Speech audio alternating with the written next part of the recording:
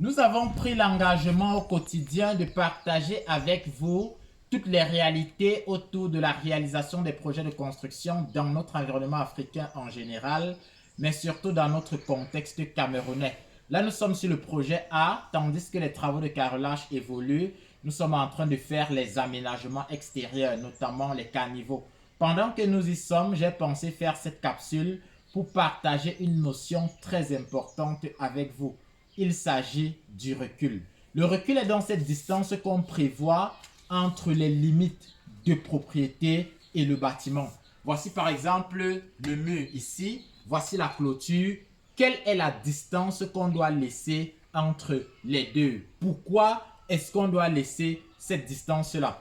Je profite d'ailleurs pour interpeller certains concepteurs qui ne font pas très souvent les chantiers. Ils vont se retrouver en train de dire à un client et on peut avoir un recul de 60 cm, on peut avoir un recul de 50 cm, ou alors à lui de dire au client 65 cm de recul, ça passe.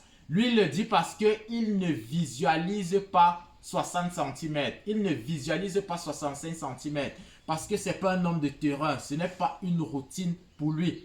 Quand tu viens maintenant implanter le bâtiment, c'est après qu'il vient se dire, oh, c'est 60 cm, il commence à se dire c'est petit. Le bâtiment est déjà implanté, le projet évolue déjà. Qu'est-ce que vous faites pour le résoudre? C'est pourquoi moi j'estime que vous devez être suffisamment éclairé, suffisamment édifié quand on parle donc de réalisation de projets de construction.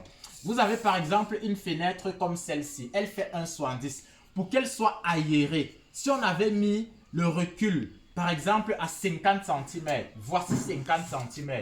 Croyez-vous que cette fenêtre pouvait être aérée? La réponse est non. À 60 cm même, c'est impossible. À 70 cm, c'est à peine. C'est comme ça que tant que l'air ne peut pas circuler tout autour du bâtiment, il y aura toujours des problèmes d'humidité. Ceci revient à dire un bon recul, c'est une bonne aération, une bonne ventilation, mais ça évite aussi des problèmes d'humidité. Là, par exemple, nous avons un recul de 1,60 m. Nous avons un recul de 1,60 m. D'aucuns me diront c'est un peu trop, mais s'il y a un problème et qu'il faut mettre une échelle, là nous sommes sur un bâtiment R+2. Si on prend la hauteur à 3,20 hauteur finie, on sera dans les 9,60. Bâtiment fini, on est autour de 10 mètres. S'il faut mettre une échelle pour résoudre, par exemple pour mettre la peinture, oui, une échelle pour mettre la peinture, où est-ce qu'on trouve l'inclinaison de l'échelle?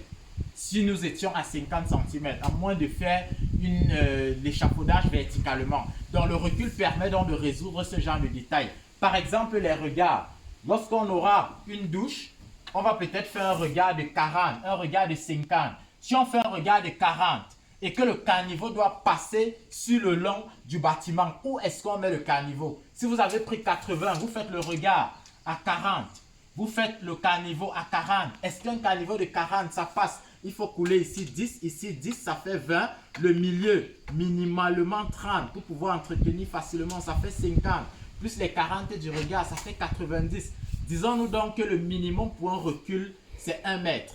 Donc, quand vous concevez un projet, vous dites 60, je peux comprendre, vous ne visualisez pas, vous n'avez pas suffisamment fait le terrain, vous ne projetez pas ce qu'est 60 cm.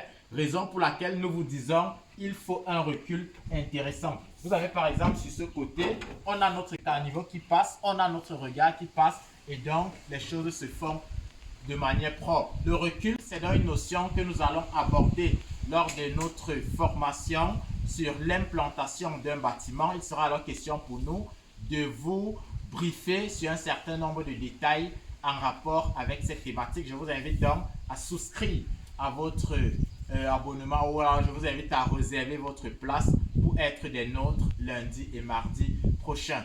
Merci pour la force que vous nous donnez à travers vos likes, vos commentaires, parce que c'est grâce à vous que nous allons hisser cette communauté au rang des plus intéressantes quand on parle donc de contenu de génie civil en Afrique, mais surtout au Cameroun. Merci.